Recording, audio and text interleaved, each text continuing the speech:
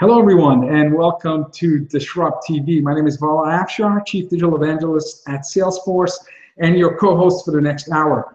We welcome you to follow us on Twitter at DisrupTV Show.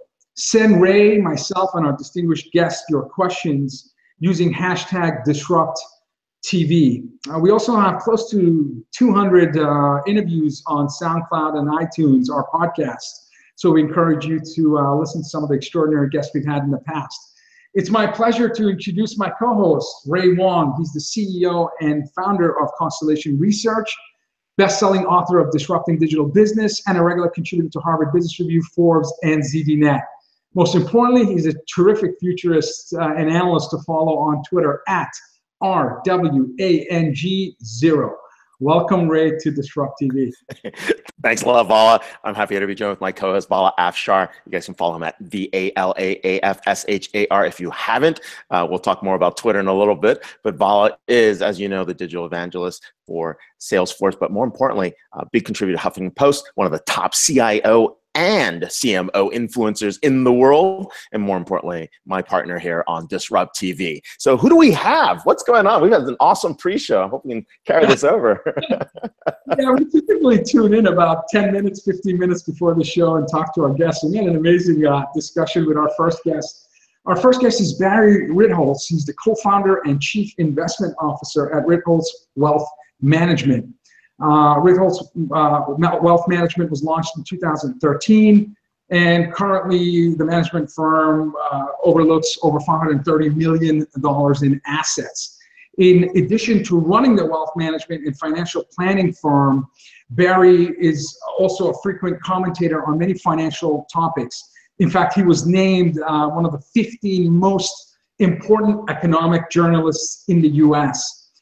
Barry writes a daily column from Bloomberg View and a monthly column on personal finance and investing on the Washington Post. He's also the creator and host of Masters in Business. This is 90 to 120-minute deep discussions with some of the most important and influential people in business and finance. In fact, it's quickly becoming Bloomberg Radio's most popular podcast. He's an excellent follow on Twitter, and I'm hopeful to learn more about Twitter with our conversation with Barry. You can follow Barry at RITHOLTZ. Welcome, Barry, to DisrupTV.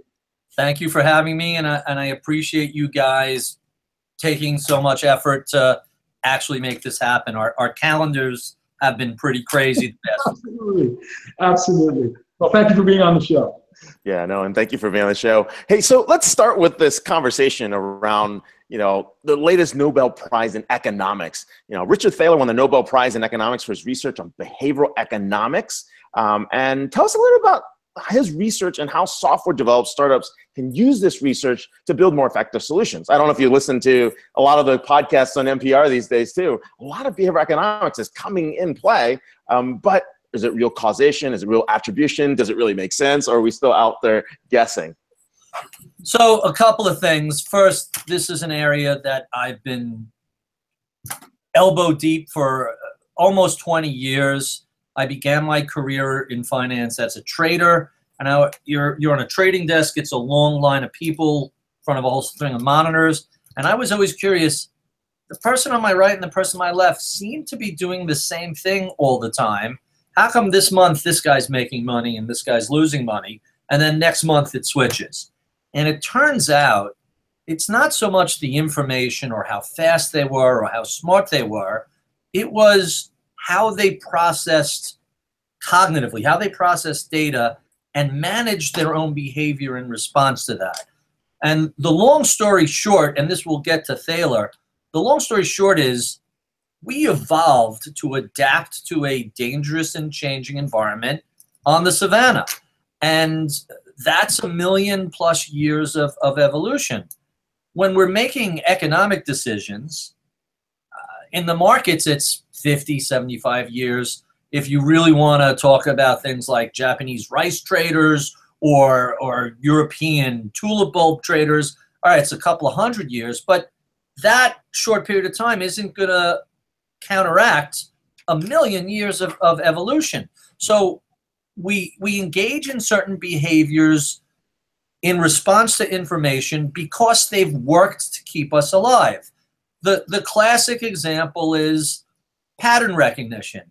We think we see patterns all the time because if you're walking in the tall grass and you jump because you think you see something in there, and the person next to you doesn't, well, maybe 9 times out of 10, you're wrong and there's nothing there.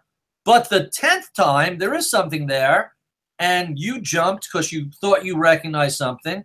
You've now, subsequently, 100,000 years later, you've passed those genes down to many, many people. The person who didn't jump, well, they couldn't pass their genes down because they became someone else's lunch. And there are a million examples of all the ways that we're wired for survival, and it doesn't really help us when we're trying to make intelligent decisions. That's amazing. Wait, hold on. So you're saying that logical decisions and emotional decisions, how do they tie back to behavioral economics? So it turns out that, not surprisingly, the basic fundamental building blocks of economics assumes that people are rational, that they're profit maximizers, that they can perfectly calculate all the options that are in front of them, that they have self-discipline, that they can think long-term. And then in the real world, people don't behave that way. No. You know, if you tell people someone is considering surgery because they have a condition, if you say to somebody 95% chance of success, the vast majority of people will do that operation. On the other hand, if you present it as, well, there's a 5% chance that you don't survive the operation, a huge number of people won't do it. The fact is, they're the exact same numbers. So because we have this sort of loss aversion, because we overemphasize the downside and underemphasize the upside, look, there's a reason the news tends to be negative. When things are really great, that's not news. You could go back in history, look at what took place at Kitty Hawk. That didn't make the news for many, many years. Mankind starts flying. Why is it? Because that's not an existential threat to your ability to procreate and pass your genes along. However, look at the impact of man's ability to actually fly in a heavier than aircraft. It's tremendous. And there are all sorts of examples like that. There is no survival benefit to noticing what is improving. However, there's a huge survival benefit to noticing what's getting worse and is potentially a threat. And a lot of that comes back to a lot of the behavioral decisions that are made in the realm of economics, all of which leads to Richard Thaler was this heretic in economics. I call him a heathen who basically, instead of just shrugging his shoulders and saying, this rational man nonsense in economics is crazy, he, for decades, kept identifying what he called anomalies, but in reality, it's how people behave in the real world. And suddenly you have a model that says, well, people are rational profit maximizers and will allow for a few outliers. And he helped invert that entire model. No, people aren't rational. No, people aren't profit maximizers. They engage in all these behaviors. And a really perfect example, you mentioned, what can software companies, what can startups do? His main thesis is called nudge. You could take some basic choice architecture and set it up so that the default is the right decision instead of letting people have to agonize over decisions and very often just postpone it because they don't want to deal with it. Two perfect examples. You start a new job, you get a 401k, and the old rules used to be, all right, well, as soon as you set it up, we'll start putting money in, we'll start allocating it. Instead, every 401k, according to Thaler, and I agree with him, should be set up with the default that you automatically start contributing money to your retirement. And if you're not going to pick a portfolio, here's a standard portfolio we're going to give you. Oh, and by the way, check this box. And every time you get a raise in salary in the future, your 401k contributions, you'll kick in a little more. Around the world, the other example that he has given in terms of understanding how people operate, no one likes to think about their own mortality. And that's why in most states in America, you have to affirmatively check the organ donation box, which is part of the reason on your driver's license, part of the reason why there's such an organ shortage for transplants in the United States. In various countries that Thaler has consulted with, his simple solution was, okay, if you don't want to, after you're dead, if for whatever reason you feel compelled to keep your lungs and kidney, well, then you have to check this box and opt out. But the assumption is everybody else is going to give, everybody else is going to have that box defaulted as a check. And in countries that do this, there isn't a 3-year wait for kidneys. There isn't a 2-year wait for hearts. There is just through the normal course of human, accidents and mortality rates, there's a sufficient supply of organs to go around. And that sort of choice architecture takes advantage of the basic psychology. We don't like to think about death, but it has, surprisingly, not wanting to think about death individually leads to a higher mortality rate for everybody else. There's a nudge there. There's a nudge there. You have had, I think just this year alone, 41 podcasts of your Masters in Business. My favorite one, which is an absolute must podcast for any startup founder, any entrepreneur, any venture capitalist, was the one you had with Mark Andreessen. Oh, okay. Just like 70 minutes of joy. You talked about math of venture capital and the returns. You talked about disruption. You talked about the no bad ideas, only ideas that are early. You talked about the Babe Ruth effect, that you need to strike out enough to, hit it big. It was just like a graduate level class in entrepreneurship. And then you wrote about pace of innovation and disruption is accelerating. And you talk about digital platforms and that combinatorial effect that's really disrupting businesses, because entrepreneurs, inventors, coders now can do even more innovation with today's platforms. Can you talk a little bit about one? Okay, so the question is this. Your favorite podcast of the 41 you've done, I want to put you on the spot. And mine was clearly the Andreessen discussion. And then a little more context around digital disruption and how you need to really be adopting a beginner's mindset to survive in this economy. So first, the Andreessen podcast generated more complaints than any other podcast. Complaints? People said, I always listen to your podcast at 2x. He talks so fast and there's so much material. It's so dense. I had to listen to it in real time. I listened 3 times. It was like, boom. Number 2, the hilarious part about that. So we actually, I always do it in the Bloomberg studios. You were there at War Room, right? So he is one of the exceptions that I know he doesn't travel, and we have plans to go out there. So that day, here's how crazy my life is. In the morning, I have Mark Andreessen as a podcast. Awesome. In Andreessen Horowitz, I have Nobel laureate Bill Sharp, because I literally could not find a conference room in Silicon Valley, and Andreessen Horowitz, they were so kind. They were so delightful to work with. They're like, use our podcast. You can bring Bill Sharp in here. So in the afternoon, I interviewed him. That weekend, we fly home, and that's the weekend that the opening of the HBO show Silicon Valley is using the exterior of Andreessen Horowitz. And I'm like, wait, my wife and I watching this, I'm like, that's where I just was. I was just in that building. And I just had lunch at the Rosewood. It was crazy. So that was a really, really fun podcast. Awesome. If I had to program a double feature, Rich Barton, who's the former Microsoft engineer who founded Expedia, who founded Glassdoor, who founded Zillow. I mean, he's really, I think he's the most interesting guy nobody has heard of, although there's probably 100 people who qualify for that. Hey, some of these guys are UTR intentionally. They're like under the radar. So, but hey, this leads to a great point, though, right? There's a crisis of culture going on with Wall Street to Silicon Valley.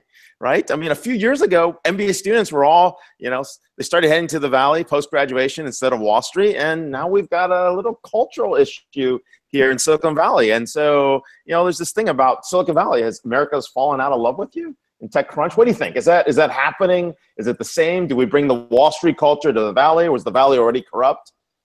It's totally cyclical, and it goes back and forth all the time. So if you think back to like the late 90s, Wall Street was having a hard time hiring programmers, quants, et cetera, because there was so much money flowing to Silicon Valley.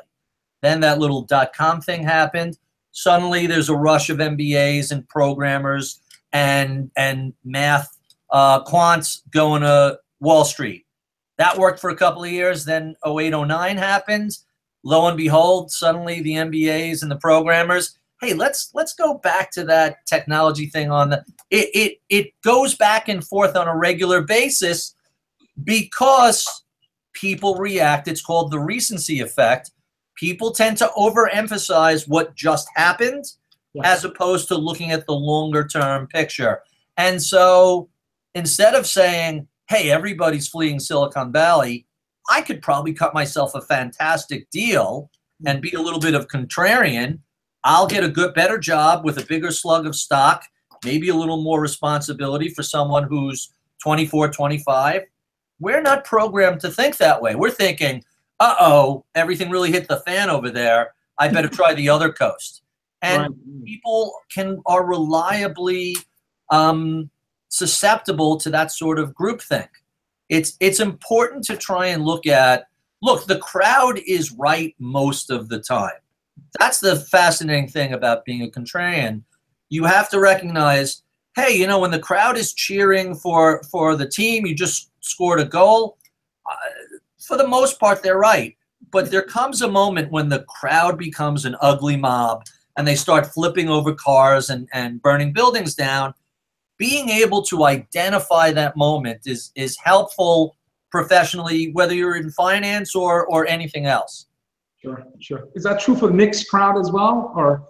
I'm not familiar with that team. I was a season ticket holder. I'm not going to bring it up. I was a season ticket holder many years ago during the Patrick Ewing era. Yeah. And pretty much, there's only so much heartbreak anyone can withstand.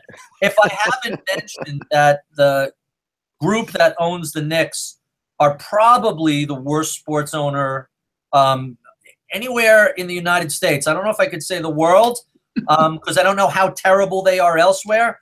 But in the United States, they are clearly the worst professional franchise owner anywhere. And the sooner they sell the Knicks, the happier everybody in New York will be.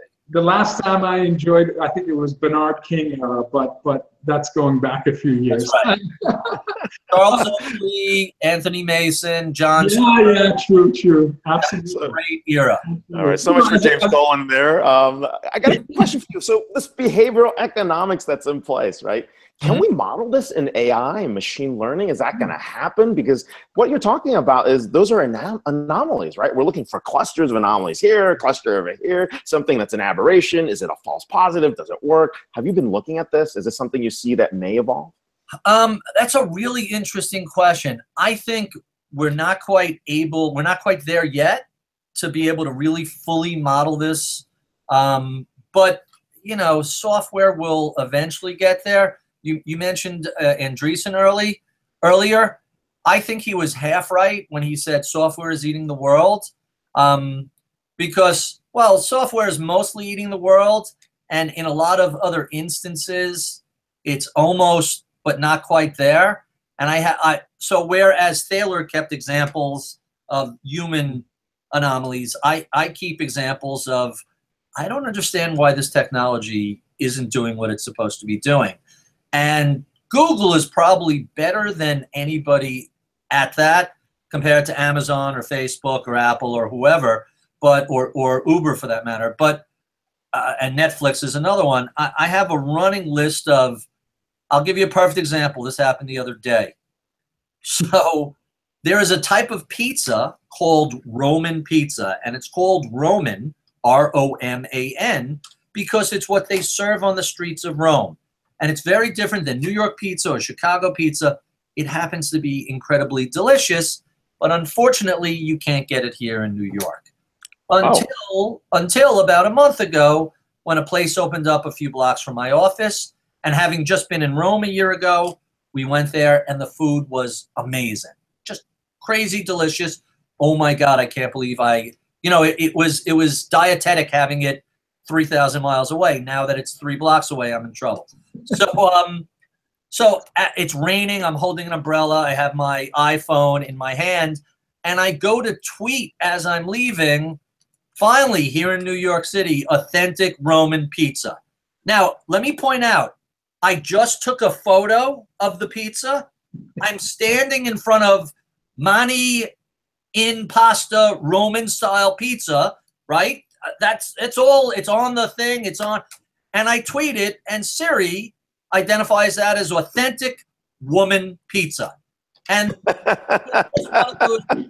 it wasn't just a damn you autocorrect moment. It was, now wait a second. Here's a picture of pizza. I'm in front of a place called Roman Pizza. How did you not figure this out? Am I expecting too much from you? Or are you just a dumb transcriber? And I have hundreds of examples like that. So while I don't doubt that one day software will eat everything, we're the transitional era where software hasn't quite gotten it right yet. And I have examples from Amazon and from Uber and from Netflix where when you just step back and look at it, really, we're not at the point where the picture of the pizza and what is woman pizza? It's off by one letter. I hope no one muted or blocked you after that.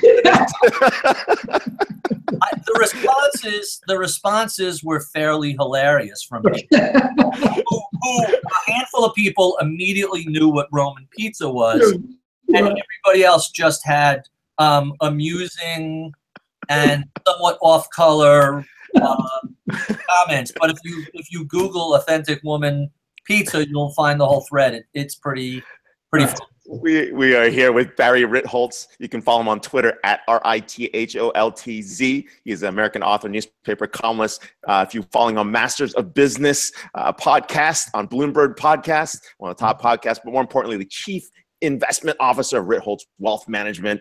Thank you so much for being on the show, and please come back. This is awesome. And I apologize for not answering your questions. I don't know if I actually got to my favorite podcast. We'll save it for next time. Absolutely. We'll save it for next time. This is awesome. Thank you, Barry. What an amazing! He's a must follow on Twitter. His Bloomberg columns are amazing. But do yourself a favor. Listen to the podcast. I'm telling you, many of them are graduate level, in-depth discussions. And again, if you're an entrepreneur, business leader, or interested in finance, it's just an awesome source. So speaking of entrepreneurs and startup founders, our next guest is Michael Robison. He's the CEO and co-founder of One Pebble.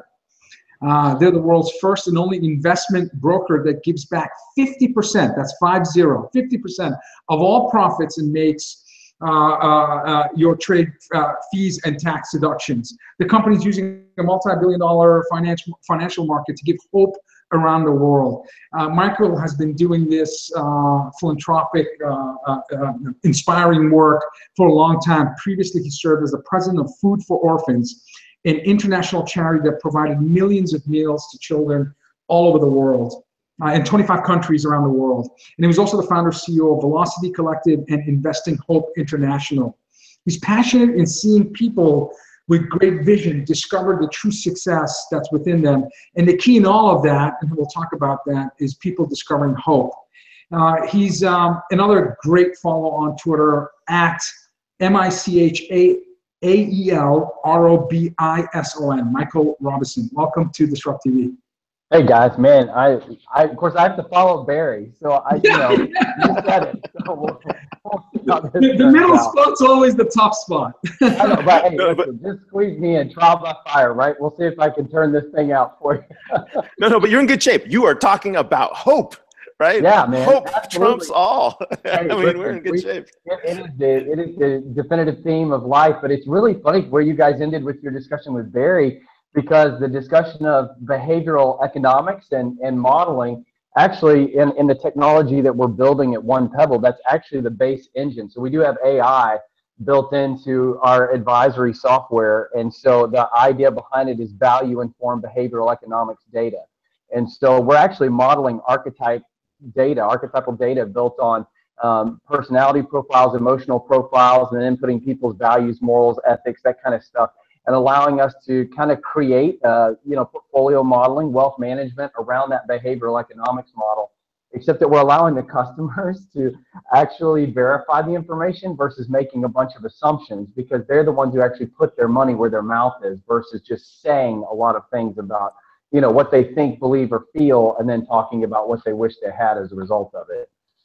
That's a really good point, right? Because a lot of AI systems, we have this issue where it's not explainable AI, right? And what we humans are really good at is really finding exceptions, breaking rules, making things happen. Right. And one of the things that you can do is actually have humans test the false positives so that you actually get an idea of what's going on. So, but let's talk more about, how this ties back to your mission around hope, or around giving back to hope. Absolutely. I think that's very interesting. You have if people haven't been there on the South by Southwest clicker, you've got this panel picker here that looked at hope, the $1 billion disruption. Tell us a little bit more about that. And while you're there, if you can go to southbysouthwest.com/vote 75467, and you can actually vote in the panel. Yeah, absolutely. So, one of the things that I've realized, and I've said this for a very, very long time, hope is that baseline of human need. And if we can provide hope to people, it kind of is, I call it the breeding ground for miracles, right? And I saw this when I was the CEO of Food for Orphans. What we would always see is, like, even when you're giving food to a small child in a developing nation, they don't have a lot. I mean, I have a lot the next day and a lot to hope for, but with a full stomach, it gives just that nice little bit of hope. It gives them the ability to make it to the next day. And so we take that baseline of human need for hope, and that what it drives to our emotional health and our behavior. If we can feed hope into our communities, and that may be right at home, it may be in your workplace, it may be just in the general community, the city or community that you do life in. If we could perpetuate that in some level, it's pretty amazing what we're able to do with hope and what the impact can be in our communities, our relational equity, especially. When I put hope in there, I'm more productive. Other people are more productive. We see change happen, whether that's a change in education, change in economics. All of those things are possible when we give somebody the belief that they can hope in something. Sure. Michael, we talked to Barry about disruption and the pace of innovation. And in his Bloomberg article, he referenced companies like Uber and Airbnb and many companies that have disrupted industries. And, in your South by Southwest presentation, in your thesis, you talked about true disruption in industry, culture, innovation happens when we join it with the power of social impact. That's right. And I work at Salesforce, and many people think of Salesforce as technological innovation, business model innovation. But in my belief, the 1-1-1 model, which was 1% of employees' time, 1% of our profits, 1% of our products, the philanthropic innovation that now 1,000 companies have adopted, is really what fueled our unquenchable thirst for innovation and adding value to our customers. Can you talk a little bit about combination of social impact and how that influences and separates the disruptors from the disruptee? Yeah, absolutely. Well, for me, the modeling would be that if I can bring at each level, I mean, let's look at anything transactional in the world. We have the supplier of the good, whatever the good is. Like in your case, the supplier is Salesforce as a software and as a company, right? And then you have me as an end user who might be using Salesforce, obviously, to do exactly what Salesforce is, to mitigate those relationships, right? But if in the center of that thing, I can put some sort of social impact component that really does have a great narrative, but a true impact on both sides. So it is beneficial to Salesforce, but it also is beneficial to the end user. All of a sudden, we begin to create the ripples that really do start to disrupt something, because now the social good makes the end user feel good. And it may be an emotional feel good. It may be a circumstantially to feel good. They may be able to tangibly feel good because they see the impact they have, right? Now, the the producer of the product or service, whatever, right? They also get the same feeling because they have a narrative of doing good. They have a feeling of being able to provide quality to their customers. But what happens is you complete the circle because your end user now equates that feeling, that good, and that experience back to the provider of the experience, right? And so by putting that in the middle, we actually engage both people in that narrative and can close the loop in a relational level. And to me, that's when the disruption starts to happen. It's no longer just transactional. I'm going to pay you for a membership to a software suite that I then get to use to accomplish a task, right? Now I gladly give you this, this subscription fee because I get to engage in a narrative and a story that makes a difference for me. And I know you're enjoying the difference as well. So now we've joined hands and have a shared experience together. And we really have done something, whatever that something is, to really make an impact in the world. Makes sense. Yeah. Wow. And so I really feel like, I just feel like I think a lot of times we don't close the loop in those things, right? I mean, there's a little bit of that. We've seen it in, again, the one-for-one model, right? The Tom shoes, I'm going to buy a pair of shoes goes to a kid. But Right. there's actually a disconnect in that model. At what point did I really interact in the narrative of giving those shoes to the kid? And at what point did the manufacturer of the shoes really? And the reason is because there tends to be a middle ground in there where there's a mitigator who does the service in the in-between versus inviting both parties into the narrative together. And one of the things that we want to do at One Pebble is, as we do that with finances in particular, but that is our giving back 50% of what we bring in, is the ability to say, okay, maybe it's the financial advisor, maybe it's Barry's office, right? And Barry chooses to work with our product. And so he comes in and brings our product as a suite of opportunities for his customers or clients there in his wealth management. And so he invites them into the narrative and says, hey, we'll build you a socially responsible portfolio. When you do this, what's happening initially is these fees that are getting paid to be able to participate in this type of investing can then go to a narrative or an initiative or to a cause that matters most to you. So maybe it is feeding a kid in another country or cleaning up the rainforest or taking care of an animal somewhere, whatever that particular thing is. Now Barry gets to be part of the story and linking the cause to the end user. The end user now gets to see their money go to work. They get benefit on both sides, and the beneficiary of that hope product, whatever it happens to be, is also now pulled into the narrative. And we've closed the loop and allowed people to see my wealth can do good, my personal choices can do good, my relationship with my broker or my bank or whomever is actually good. And it also raises the trust level. And obviously, if I raise the trust level between the provider and the consumer, or the producer and the consumer, right, we have more productivity in economics and commerce, and it has a larger reaching ripple effect that can really make a difference in our community. No, makes a lot of sense. And you know what's interesting here, right? This gives us some context. Let's talk about one of the areas around disrupting. And you put a historical perspective to disruption. I think that was very, very interesting for folks, talking about, what is that? In order to impact disruption, you have to honor what has happened before you, right? And this is the same thing as you're talking about, if you want to give and work with someone. I mean, if you remove the friction, the engagement, the interaction, you've taken away the whole heart of, right, doing something good and actually making something much more meaningful. So in disruption, you've actually created the same analogy here by talking about, right, if you're going to disrupt something, then at least recognize what you disrupted, right? So tell us a little bit more about that.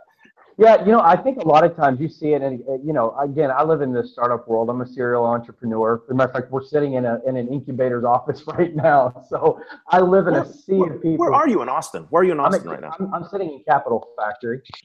So we work up there now. As a matter of fact, I just bought a building at 6th and Congress. So we're moving in. I'm taking prime real estate right in the middle of Austin. But so I love it. I want to be right in the heart of everything. But anyway, all that to be said, when you get in a sea of disruption, right, especially younger entrepreneurs, and I think that sometimes it's part of it. I think youth and hubris plays into where people miss this element a lot, right? Because they see a very valid place for disruption or an opportunity to create disruption. But the problem is that disruption really doesn't happen unless you are adopted in or accepted into the system. You can't, because it's almost like you become a virus if you disrupt without that acceptance or adoption, right? Because what happens is I become a nuisance, not a help, not a catalyst to the next level. And so when you step in as a disruptor, if I can honor what has gone before me, whether it's the system, the leadership, the principles, you know, the value sets, whatever those things are, if I can honor those, recognize those, it doesn't even mean I have to agree with them, right? Because those may be the very things I'm trying to disrupt. But I don't actually have the ability to gain authority or any type of integrity or trust with the people I'm trying to work in disruption with unless I honor what has gone before me. And also, you know, again, I think as we all get a little bit older in life, right? When I think, you know, as I've knocked on the door of 40, you start to go, oh, they're like all the things that you heard as a kid, you start to go, oh yeah, they were right, you know, and you start to pay more attention. I say that all the time. One of my co-founders is in his early 20s, and I say, man, you've got another 20 years. Just hang on, you know, like, you know, we'll get there, you know.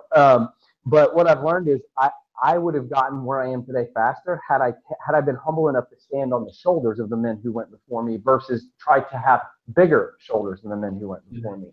Sure. And so in disruption, I think whether it's in technology or services or in any community outreach, I don't care what it is, if I can look at the people who went before me that were effective and good leaders and created maybe the very thing that I want to disrupt, I need to be listening and learning from them. I need to be gaining the insight from them and standing on top of those things and allowing that to be my foundation to move forward. And I think when you do that, a lot of times when you do that, those very people you're disrupting come along and help you create the disruption many times. All right, but real quick, how is it moving from 701 Brazos to 6th in Congress any closer to the heart of Austin? I know.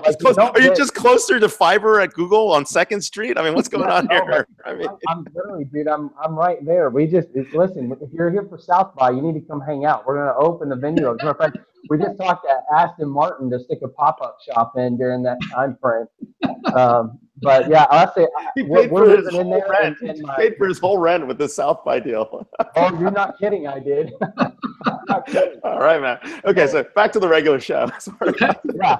So I met with a best-selling author yesterday, Whitney Johnson, who wrote the book Disrupt Yourself. She's extraordinary. She was a VC partner with Professor Clay Christensen, who wrote The Innovator's Dilemma. So she's an expert on disruption, and she talks about, and you talk about adaptability and ability to change. And you've written about enemies of change. You've noted that pride and fear and distrust and comparison and ignorance and finally apathy, these are the 6 enemies of fear. And instead of going through all of these, and I generally agree with your thesis. I mean, it certainly, as someone who's managed organizations in the past, I've seen all 6 of these elements as we try to change and disrupt ourselves. Which one of them stands out to you most based on your entrepreneurial experience and the fact that you've been a CEO, you've led companies? Which one of these is really the number one reason people can't move forward in a different way? Honestly, I really think it's comparison. I think comparison is the killer. I really do. And I'll tell you why. Because and again, maybe this is looking down the scope at younger entrepreneurs in particular, but I think in comparison, I start to either try to line myself up with that successful thing that I want to be, or I'm pushing myself down because I can't achieve that thing, right? So and really what it is pride. I mean, comparison either pushes us down and demeans us, or it lets us stand in that hubris moment of being there. But when I look around, I mean, you know, I'm in the middle of finishing a raise for my company, right? But I sit in a room some days with guys who just closed a $20 million round, and you know, some days I'm struggling to pull in an extra $700,000 against the product, right? If I sit in comparison in that moment versus in a reality of my moment of saying, obviously that person knew what they needed to do in that moment. Yeah. What can I listen to in that moment? Not compare the amount of money we are not raising together, but listening for the moment of saying, hey, this person obviously has a little more experience or wisdom that I might be able to gain from, and live outside of comparison. I have the ability to actually do something great.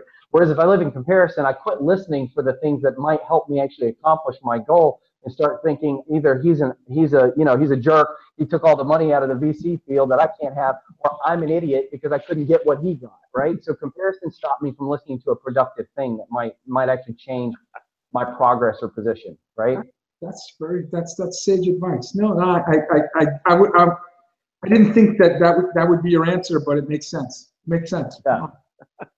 That makes a lot of sense. Hey, now, real quick, what's going on in the Austin, Texas startup scene? Is it on fire? Are things picking up? Is it because all the tech companies are coming in? Will Amazon end up in Austin? What's going on? Boston. They're coming to Boston. I don't know. We'll see. I vote to come here, but that's because I got real estate. You know, actually, it's really good. You're seeing a lot of it here. I think what's going to be probably the game changer in Austin in the next couple of years is if we could finally have, after a while, a couple of unicorns pop up in the middle of what we're doing here. I think it would make a difference, because what you've got here is you've got a great, vibrant group of startups. You have a smaller set of kind of the bubble of infrastructure. I think the one thing that would set Austin on fire, truly set it on fire, would be an influx of the larger viable VCs coming into the market here, because your general VC market is pretty thin in Austin. And so, like, even for me, we're in the midst of, we're at a $45 million valuation and a moderate raise.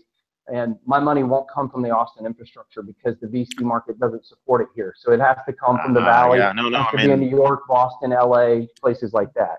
The Valley's definitely investing a lot in Austin, but when you go back and think about the old Austin Ventures, oh my God, they barely had any hits. So I think that's part of the reason. But you've got some big PE firms down there in Austin. So there's also a lot of stuff going on down there. Well, hey, this has been awesome. Thank you so much. Thank you so much for being on the show.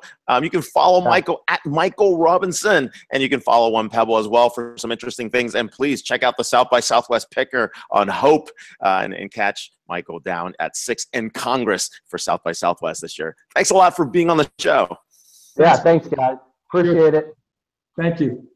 All right. Wow, the brain power today. Oh my God. And guess who we have to clean up? This makes it even crazier. My head hurts already. Yeah, it's well, we have what we call our cleanup hitter spots, and there's no one better than someone who's previously hosted DisrupTV, and some of our highest ratings have been when he's been co-host. So we're thrilled to have Esteban Kolsky, and Esteban doesn't like it when I go over his bio, but I'm going to do it anyway. Esteban is the principal and founder of ThinkJar, an advisory and research think tank focused on customer strategies, customer experience, customer engagement, growing revenue, retention, all of that good stuff. He's got over 25 years of experience in the customer service and CRM delivery, consulting, research, and advisory services. Most influencers and thought leaders in enterprise software go to Esteban for advice. So that's how important and smart he is. You can follow Esteban on Twitter, because he's going to be back on Twitter sharing his wisdom at eKolsky, E-K-O-L-S-K-Y. No, he's quit Twitter. He's quit Twitter. It ain't happening, dude. It ain't happening. No, you come on. You've got your millions of followers waiting for you to come back. So welcome to DisrupTV. Actually, the funniest thing is I quit Twitter. My followers keep increasing faster than before. So I'm gonna stay off for now. See what happens. Come on, he's in a green screen on the back. He's in a green screen on the back. We're gonna put his Twitter handle back there. That's right. Post-produce this show. Yeah. Hey. All right. Let's talk about your favorite topic, your favorite buzzword bingo, AI. Yeah. What's going on with AI? So you've got some ideas about this. Let's talk about that. Yeah. And, see where you want to go with this, and we'll get back to Twitter again later. You can follow your favorite research house, Gartner, Forrester, whoever. They'll tell you how great it is and how it's going to change the world. Gartner says by 2020, AI will be creating jobs for us, mere humans that they're just following and everything. But let's get down to business, okay? How many companies? You were at Gartner for 10 years, right? Just one of the 8 years. 8, okay. So when you're a Gartner, you live by year 5, or you live between 8 and 9, or you stay there forever. It's your choice. So good.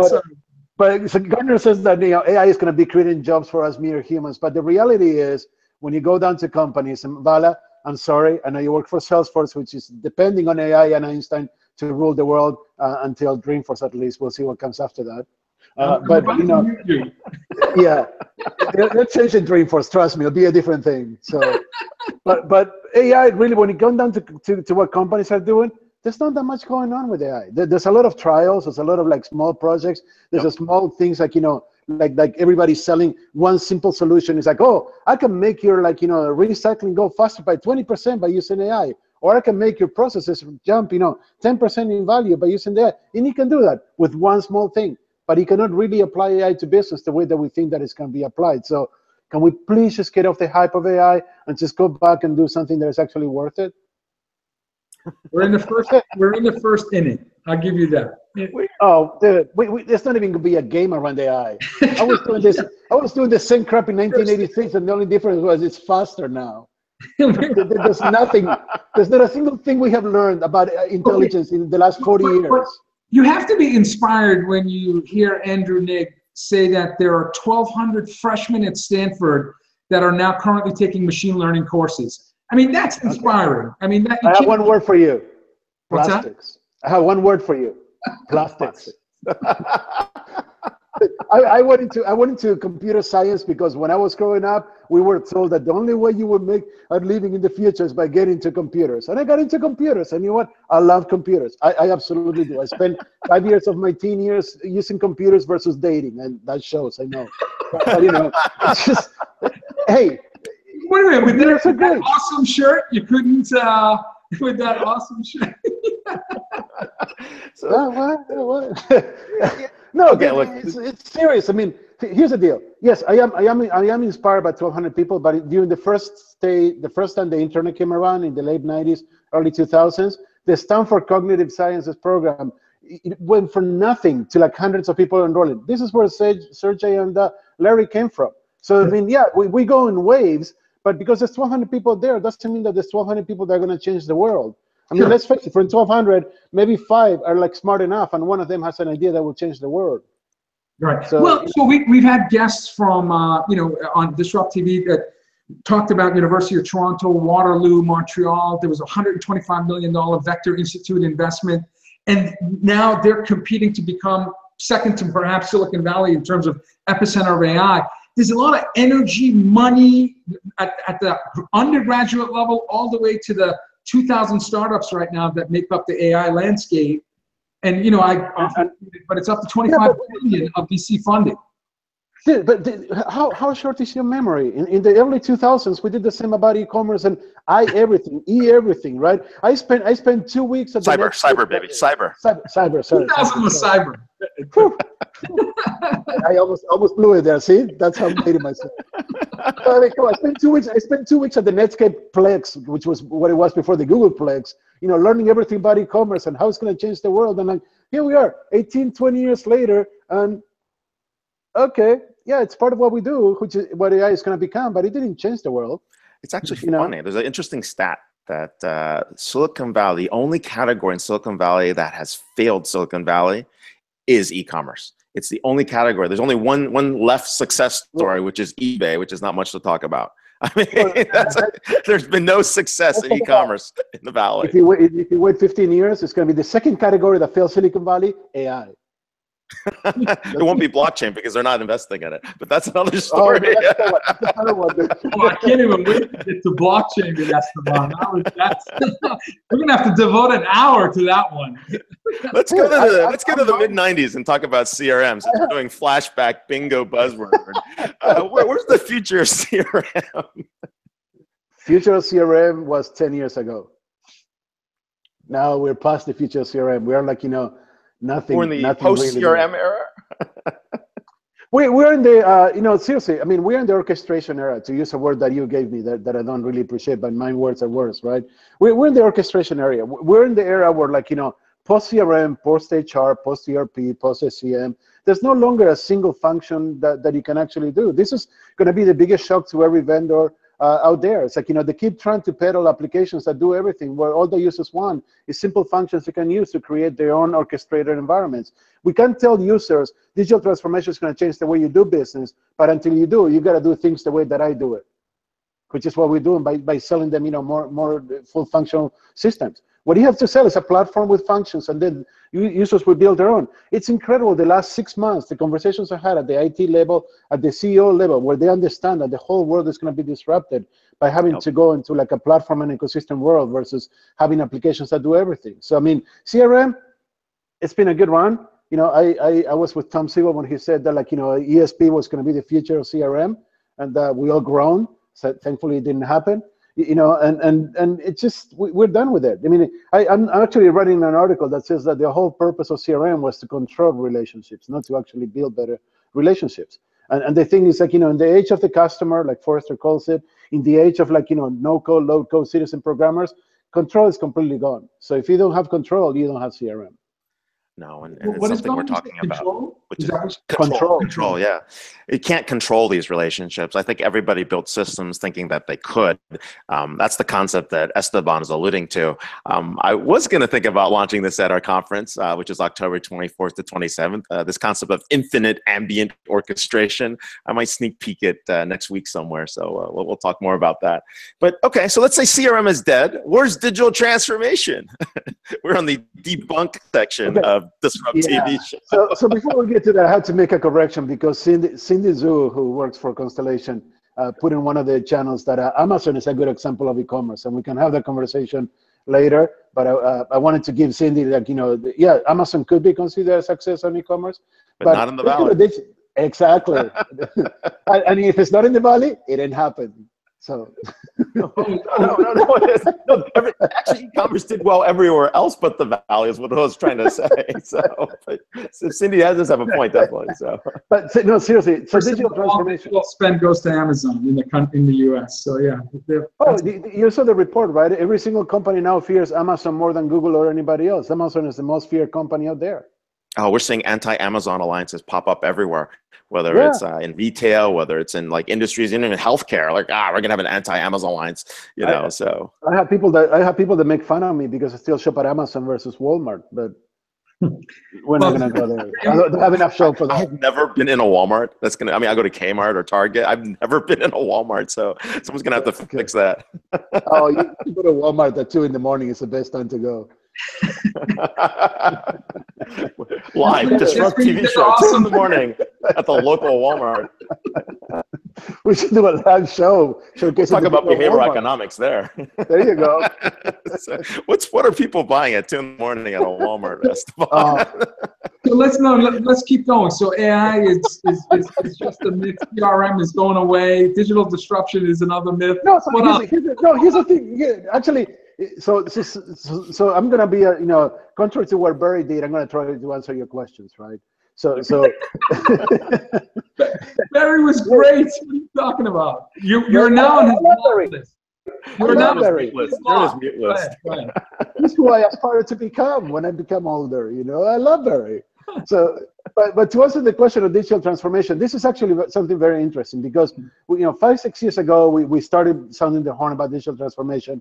Companies paid attention. They started going into it. Then they got out of control, and they named Chief Digital Officer. Oh, sorry, Bala. Chief Digital something or another. How do I mute a guest? Ray, how do I mute a guest? I don't know. We don't have any controls over. We're on Google Hangouts. We're gonna need another platform. So then they named Chief Digital Officer. So they started doing all this stuff. But something that is very interesting is, like, in the last 2 years, right? The last 2 years, most organizations hire your favorite management consulting firm to tell them what to do with digital transformation and put in place digital transformation initiatives everywhere, right? So they started actually going through that. In the last 2 years, they spent all this time and all this money and all this effort in building digital transformation strategies. And now we're actually coming out on the back end on, like, they're starting to implement these strategies. And guess what's the first thing that they're finding out? That to implement digital transformation strategies, yes, it's all about the data, but the systems that they have in place don't do squat for data management and data transfer and data flows. So now platforms and ecosystems are becoming the implementation arm of digital transformation. So basically what it is like, after 2-3 years of doing all this work, we are at the point where Microsoft and Salesforce and a couple other smaller companies arrive, and it's all about platforms and ecosystems. And the world is going to change dramatically over the next 5 years from the hand of all these digital transformation strategies that we used to make fun of because the management consultants would put together something all the same for everybody. And so you're saying technical debt and integration complexity is what's going to be the Achilles heel?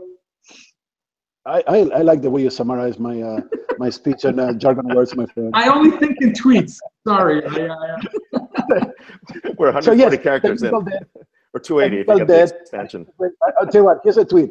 technical debt, and inability to integrate. Inability. The problems. Okay. How about integration? Integration dysfunction. Do you have ID? So let me ask: when a client comes to you and they're a digital immigrant, they're a brick and mortar shop that doesn't understand or hasn't implemented cloud or mobile or social or what do you do to help? How do you guide them? So the first question that I ask is, what are you trying to do?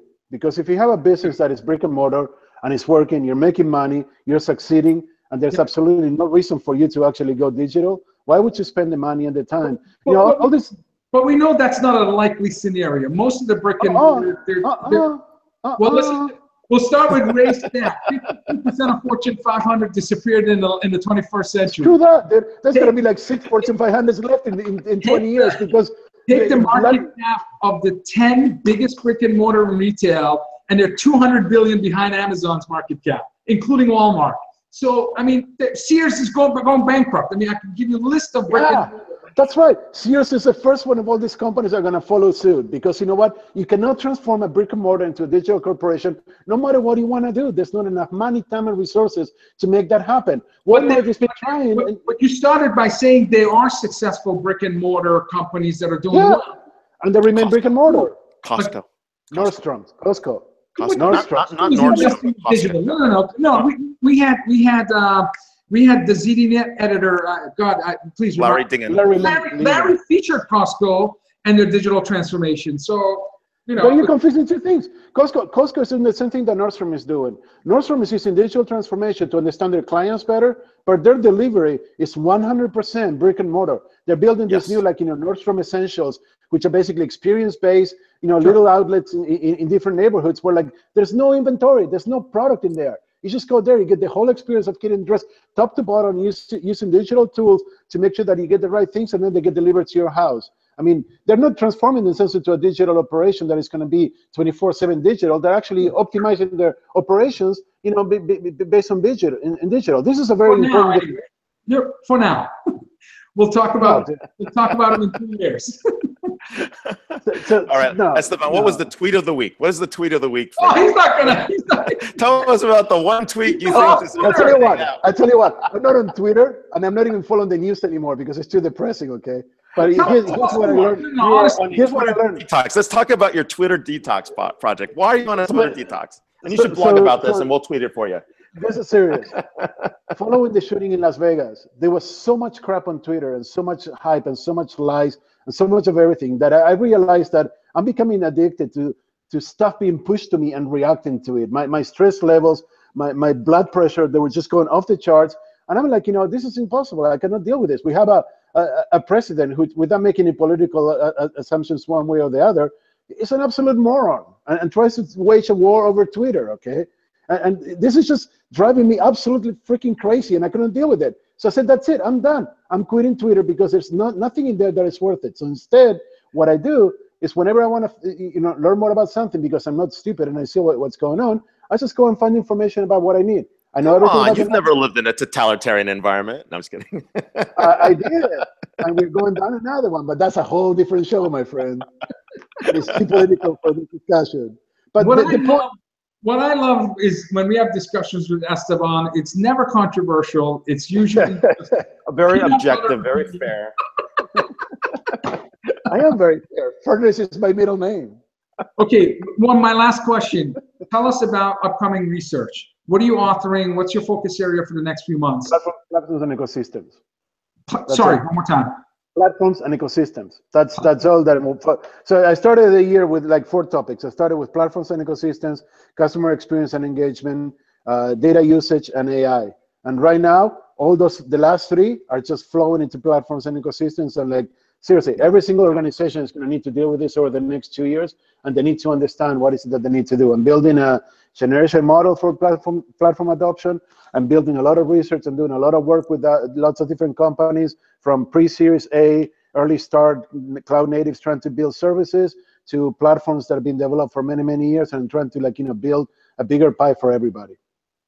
You are watching Esteban Kolsky, president and founder of ThinkJar, a Constellation advisor. More importantly, he's going to be at Constellation's Connected Enterprise this October 24th and 27th at the Ritz-Carlton Half Moon Bay. And you cannot follow him on Twitter at Kolsky because he's not paying attention. You can come to Half Moon Bay and watch my panel on ethics.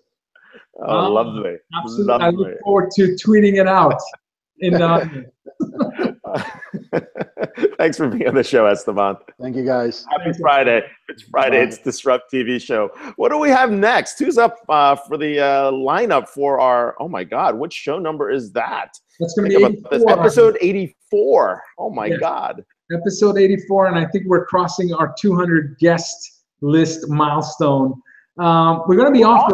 We are going to be off for a couple of weeks, I believe. But when we do come back, we're going to have E.J. Kenny, SAP's General Manager for Consumer Products, as a guest. Nia Sampan, CEO of Built.io, and one of our favorite guests, John Reed of Diginomica. So, and Ray and I might surprise you. We might do maybe a couple of impromptu DisrupTVs at the Constellation Conference, given the fact we have 300 of the best and brightest business, technology, leadership experts in the world at one place. So we do. We got some great. Or do a more formal show, but we'll see. No, we got some great folks. Anyone from Robert Scoble to Marco Tempest to Kim Scott from Radical Candor. Trisha Wong's going to be there. Soon Yu, who's writing the book Iconic Advantage. We've got some big hitters. Harry Clore, one of the founders of the X Prize. We've got Aaron Dutta, one of the founders of Viant Scient. There's some big hitters. Bernd Wall, the guy who invented fractals, is going to be floating around. Robert Scoble will be talking about AR, VR, converged reality. Bala's going to be talking about higher ed. We've got lots of folks, lots of interesting interviews, major CEOs from software companies on fireside chats. And of course, it's our 7th annual Cosmic Feast, which is our little party for our clients and our customers. So, so hopefully see you. That's why we're off for 2 weeks. But you'll see some fun stuff popping up here and there. And definitely follow Bala's Facebook Live feed or Facebook's Periscope. What are you using, Periscope or Facebook Live these days? Have you decided? Periscope. So follow Vala on Periscope. And we've got some good journalists there. Ron Miller from TechCrunch will be there. John Reed from Diginomica. Yeah, so a lot of good stuff. It's going to be on. All right. By the way, I'm honored to make that big hitters list you just mentioned. Hey, and we've got Whitney Johnson. She's not speaking. She's just hanging out and enjoying the show. So you'll see some fun guests and people all around. So yeah, alumni from CCE. Absolutely. Well, if it's Friday, it's DisrupTV. Thanks everyone for tuning in, and we really appreciate you guys as an audience. And we'll see you in a couple of weeks. Thanks everyone. Thanks everyone.